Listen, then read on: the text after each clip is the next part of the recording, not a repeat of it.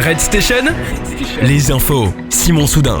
Bonjour à tous, dans l'actualité, J-1 avant la 6e journée de mobilisation contre la réforme des retraites. Le secrétaire général de la CGT, Philippe Martinez, a prévenu hier que les syndicats passent à la vitesse supérieure en indiquant que la balle est désormais dans le camp d'Emmanuel Macron. De nombreux secteurs seront une nouvelle fois impactés, les écoles, les raffineries et surtout les transports. Seul un TER et un TGV sur 5 circuleront. Les routiers et les éboueurs rejoignent le mouvement. Plus de 300 rassemblements sont prévus un peu partout en France. Entre 1,1 et 1,4 millions de manifestants sont attendus sur l'ensemble du territoire. Dans le reste de l'actualité, face à l'inflation qui touche le pays depuis plusieurs mois, des enseignes de grande distribution ont décidé d'agir en faveur du pouvoir d'achat des consommateurs. Après Super U et Lidl, Carrefour et Intermarché ont annoncé le blocage des prix. Chez Carrefour, 200 produits seront concernés par ce dispositif du 15 mars au 15 juin. Du côté d'Intermarché, ce sont 500 références qui verront leur prix figé.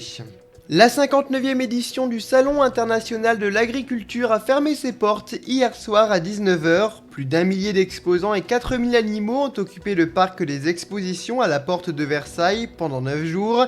De nombreux visiteurs ont également répondu présents. Ils étaient plus de 615 000, soit plus de 100 000 de plus que l'an dernier.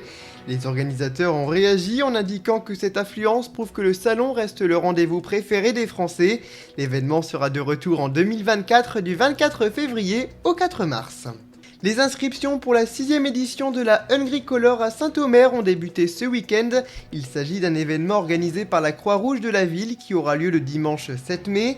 Les participants s'aventureront dans un parcours de 5 km. Des animations musicales et dansantes se dérouleront toute la journée. Chaque inscription permet la distribution de 5 repas à un bénéficiaire. Toutes les infos sont à retrouver sur la page Facebook Hungry Color by la Croix-Rouge.